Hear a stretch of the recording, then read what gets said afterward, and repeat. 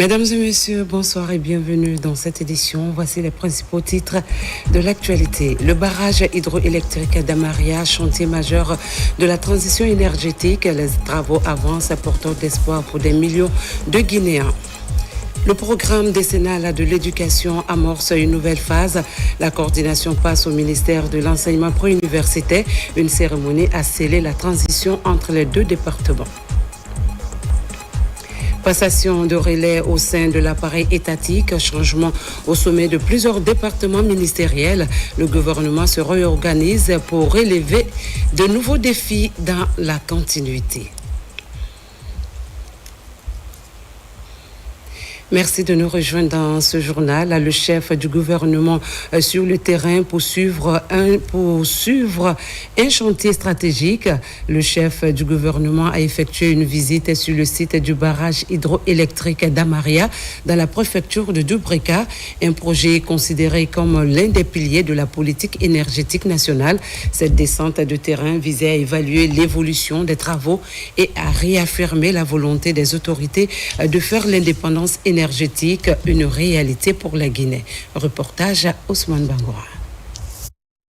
C'est sous une pluie battante que le Premier ministre, chef du gouvernement, Amadou Ouriba, accompagné de plusieurs membres de son cabinet, a foulé le sol de la préfecture de Dubrika ce vendredi. Sur place, une visite de terrain sur le chantier stratégique du barrage hydroélectrique d'Amaria. C'est la société chinoise TBA Group qui exécute les travaux.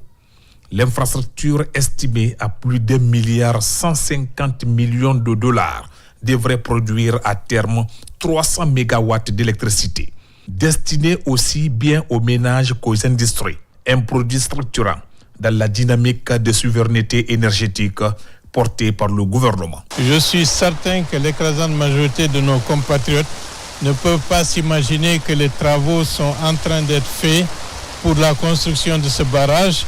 Et ce que nous constatons, c'est que le chantier avance à une cadence soutenue et avec l'aide de Dieu, d'ici 2 ans, tout sera terminé et ça nous permettra d'avoir un autre centre de production d'électricité de l'ordre de 300 MW. Mais ceci dit, là où nous sommes sur un pont que TBA est en train de construire et ce qui est très important pour les populations et pour le désenclavement de la zone. À partir d'ici, on est pratiquement à 10 km de Fria. Disons, dans moins d'1 an, tous ceux qui sont de ce côté-ci, c'est-à-dire du côté de Kaleta, Souapiti, pourront avancer très rapidement pour rejoindre Fria. Et ça nous fera un gain extrêmement important et ça va développer la zone. Donc le barrage, en plus de l'électricité, ça contribue également à faire en sorte que d'autres pôles d'activité économique vont se développer. En marge du barrage, le Premier ministre s'est également rendu sur d'autres sites connexes, à commencer par le pont en construction devant relier Dubrika à Fria, un autre maillon important pour désenclaver la zone. Ensuite, la cité en chantier, prévue pour accueillir les familles impactées par le projet. Partout, le passage du chef du gouvernement a été salué par les populations riveraines, rassurées par l'accompagnement des autorités. Aujourd'hui, on a fini le premier bâtard d'eau. On a attaqué le bâtiment principal de l'usine. Les 3 groupes, les aspirateurs sont déjà montés. Tout ce qui est route d'accès, les bâtiments de réinstallation des gens de la cité numéro 1 déjà a commencé. Et à date, on est à 40% de réalisation globale. Fin 2027, ça trouve que le projet est complètement terminé. Cette descente de terrain illustre la volonté des autorités de suivre de près la réalisation des grands chantiers du pays, en lien avec les priorités du gouvernement en matière d'énergie, d'infrastructure et de développement local. Dans le domaine de l'éducation, le programme décennal entre dans une nouvelle dynamique, désormais piloté par le ministère de l'enseignement préuniversitaire et de l'alphabétisation. Il recentre l'action sur l'école de base. La cérémonie de passation avec le ministère de l'enseignement supérieur a réuni partenaires techniques et représentants de la société civile. L'ambition est d'offrir une éducation inclusive, équitable et de qualité à tous les enfants de Guinée d'ici d'ici 2025. L'éducation dans ces sous-secteurs reste un levier stratégique pour le développement de la Guinée. À travers le programme décennal de l'éducation, les partenaires techniques et financiers appuient activement le pays dans la mise en œuvre de projets structurants en faveur du capital humain.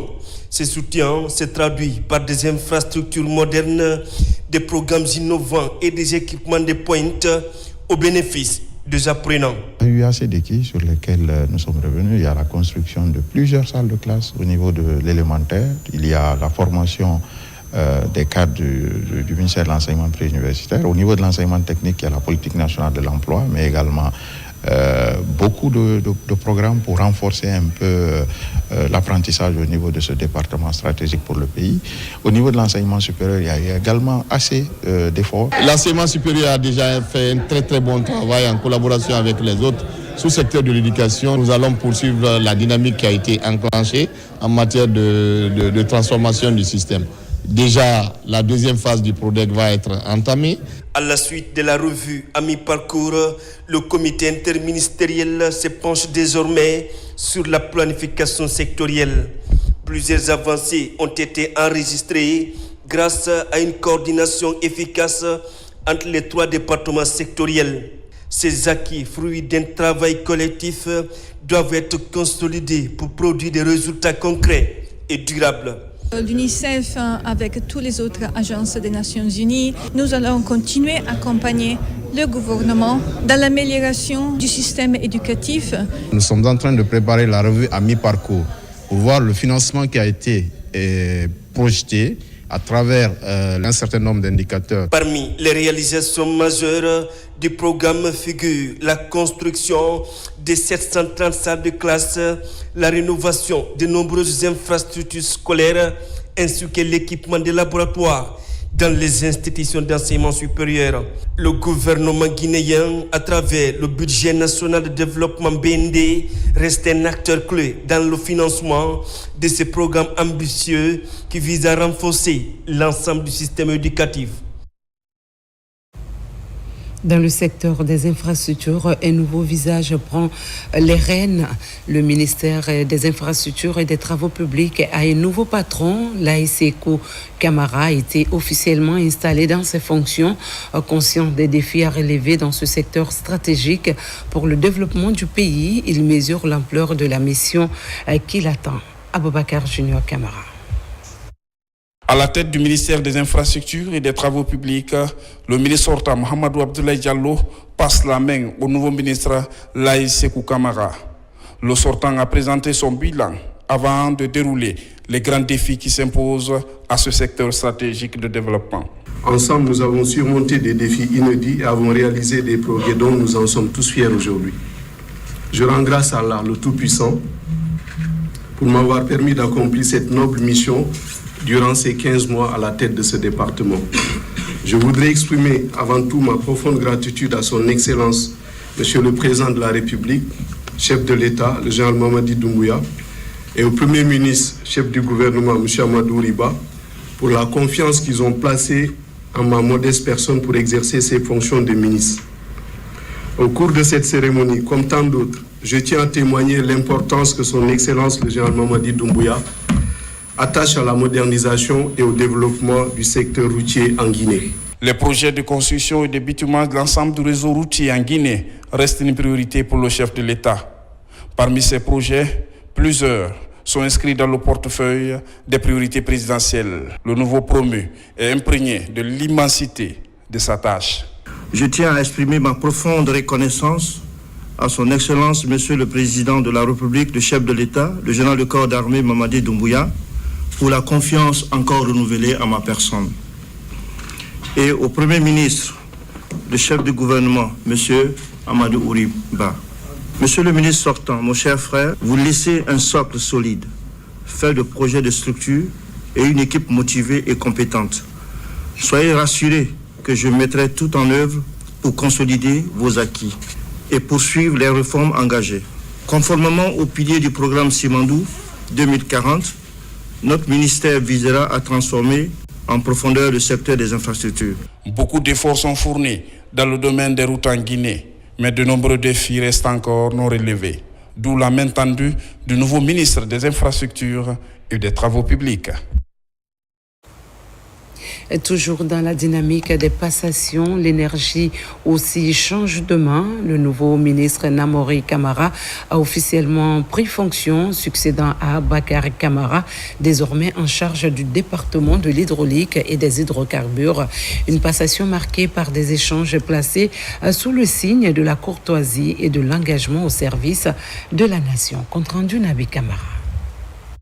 48 heures après sa nomination par le président de la République, le nouveau ministre de l'Énergie a pris fonction ce vendredi. Namori Kamara a été installé par le ministre secrétaire général du gouvernement en présence de nombreux parents, amis et anciens collaborateurs.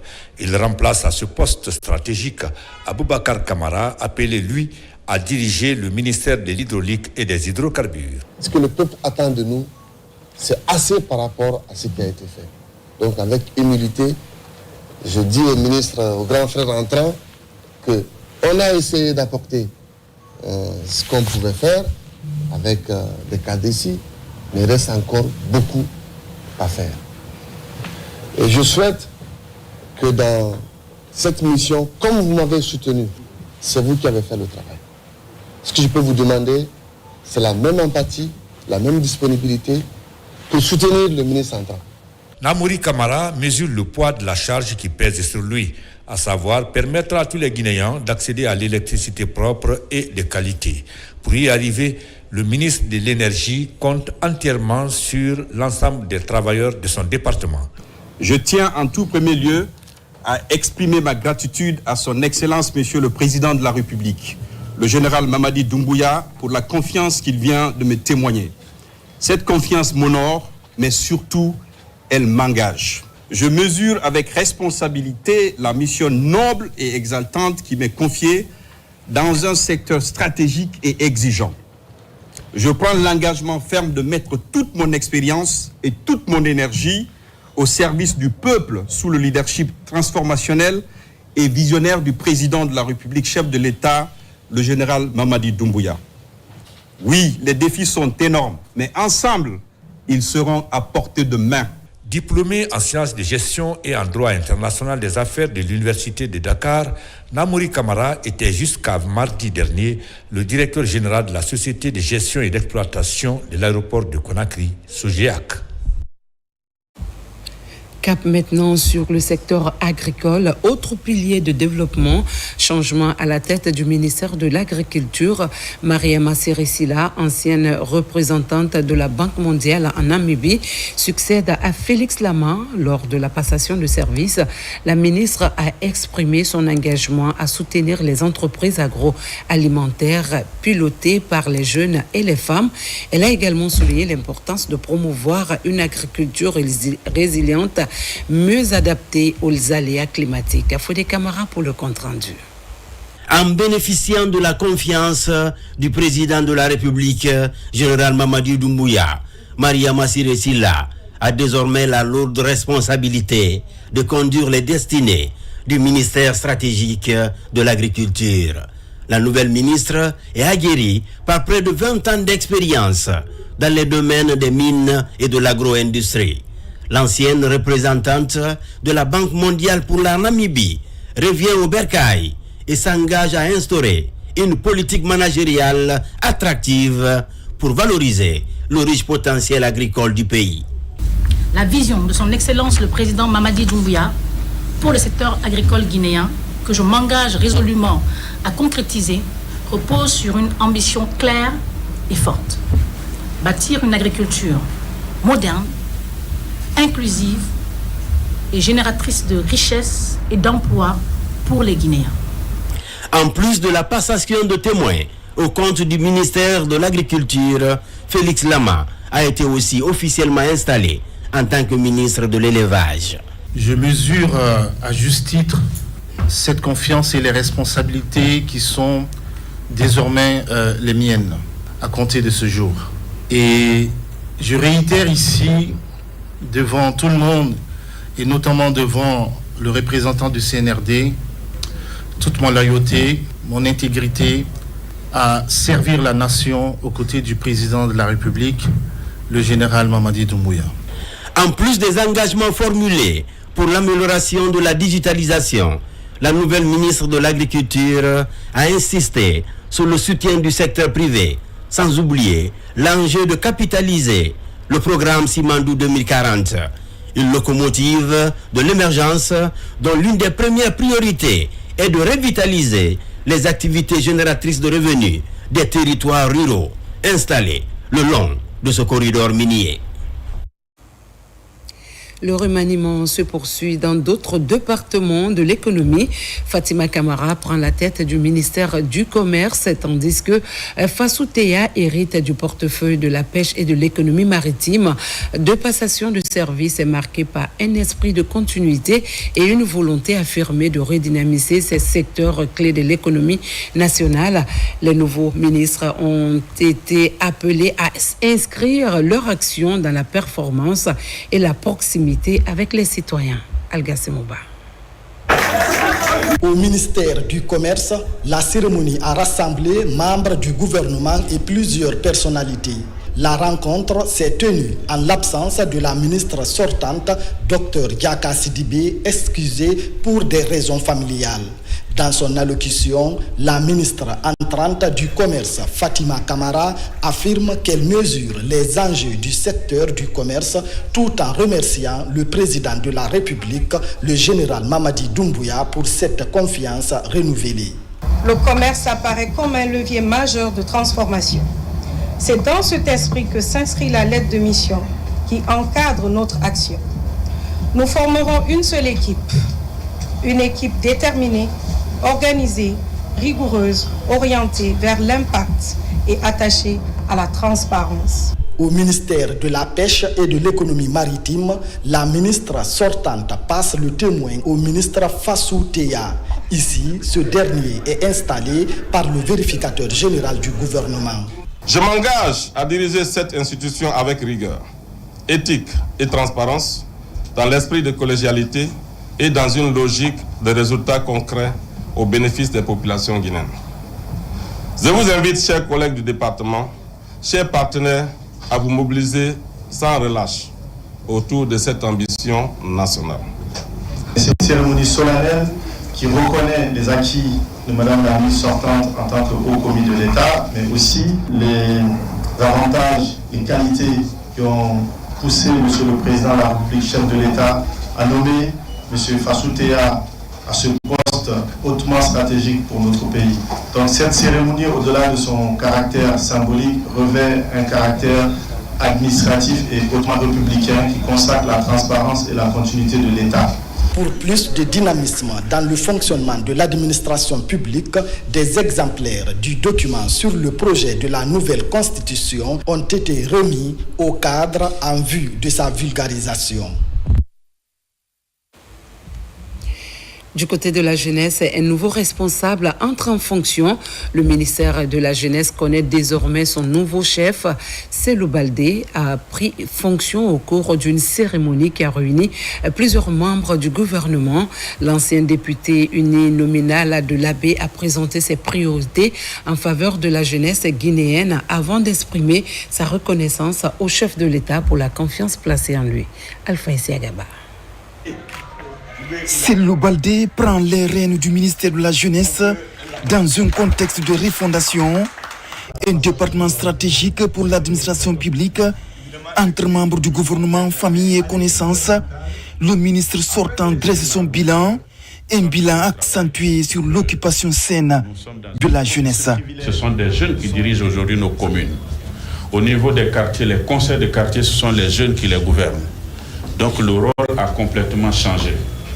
Donc, monsieur le ministre, ce que nous avons fait donc, après les cadres avec ce changement, c'était de dire comment changer le langage. Le langage n'est plus de dire aux jeunes que vous avez raison, c'est de leur dire que vous êtes les responsables. C'est vous qui devez résoudre le problème. Ce qui veut dire que le message change complètement du message d'un gouvernant à un message de gouverner. Donc, c'est ce que nous avons défini en 3 mots. Il faut occuper sainement la jeunesse. Entre défis et engagement, Cellou Baldé mesure l'immensité de la tâche qui l'attend. Ces premiers mots sont reconnaissants au président Mamadi Doumbouya. Je vous déclare officiellement installé dans vos fonctions de ministre de la Jeunesse. Je vous déclare officiellement installé dans vos fonctions de ministre des Sports. Que le miséricordieux Dieu vous guide dans vos responsabilités et qu'il couvre toutes vos actions. Je tiens à rassurer Son Excellence le Président de la République de mon engagement sans faille à concrétiser sa vision pour l'émancipation de la jeunesse guinéenne, notamment dans les domaines cruciaux de la formation, de l'insertion socio-professionnelle et de l'emploi jeune. La jeunesse a besoin d'être formée. La jeunesse a besoin d'être éduquée. Elle a besoin d'être accompagnée. Né à l'Abbé, Cellou Baldé a longtemps évolué dans la vie politique guinéenne. En pleine fonction, le désormais ministre de la Jeunesse espère mettre au cœur de la gouvernance la réinsertion des jeunes pour un développement durable. Et pour finir, 2 autres départements liés à la culture et au tourisme échangent également demain. Moussa Moïse Silla, désormais ministre de la Culture et de l'Artisanat, et Mahamadou Abdoulaye Diallo, nommé ministre du Tourisme et de l'Hôtellerie, ont officiellement pris fonction. Les 2 ministres ont exprimé leur détermination à relever les défis de leurs départements respectifs en droite ligne avec la vision portée par le CNRD. Ousmane Ba, Seko Sissoko. Moussa Moïse Silla, nommé ministre de la Culture et de l'Artisanat, et Mahamadou Abdoulaye Diallo, nouveau ministre du Tourisme et de l'Hôtellerie, prennent leurs fonctions. L'installation est faite par le ministre secrétaire général du gouvernement, Tamba Benoît Kamanou, en présence de certains membres du gouvernement, du CNRD et de plusieurs cadres et proches. En vertu des pouvoirs qui me sont conférés, au nom de son Excellence, Monsieur le Président de la République, chef de l'État, le général Mamadi Doumbouya, au nom de Monsieur le Premier ministre, chef du gouvernement, Monsieur Amadou Ouriba, je vous déclare officiellement installé dans vos fonctions de ministre du Tourisme et de l'Hôtellerie et de ministre de la Culture et de l'Artisanat et vous passe donc la main pour la poursuite de vos missions. Que Dieu vous garde.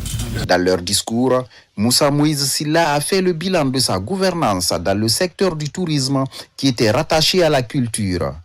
Quant à Mahamadou Abdoulaye Diallo, ancien ministre des Travaux publics, il compte inscrire son action dans la continuité des acquis tout en imprimant sa propre vision. Depuis ma nomination à la tête du ministère en charge du tourisme, j'ai eu l'honneur de conduire une équipe de femmes et d'hommes dévoués avec lesquels nous avons posé les bases d'une gouvernance plus responsable, plus proche des réalités de terrain et plus ambitieuse pour nos secteurs.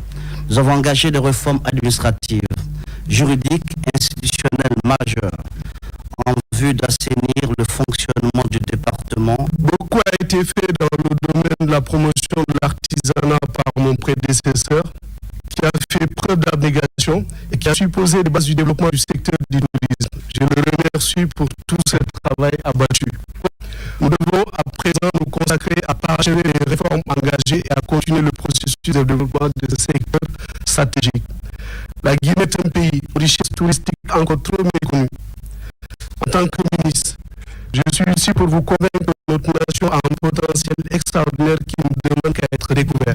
Cette passation s'avère comme un signal fort d'unité et de responsabilité, une illustration concrète de la stabilité institutionnelle et de la volonté de poursuivre les réformes engagées par le CNRD. Merci de nous avoir suivis jusqu'au bout de cette édition à Conakry. Les fortes pluies rappellent l'importance de la prudence et du civisme. Évitons de boucher les caniveaux, protégeons notre environnement, respectons les consignes et veillons les uns sur les autres. La Guinée, notre paradis, terre de richesse et d'innovation, a besoin de chacun de nous. Je vous retrouve à 17h pour une nouvelle édition.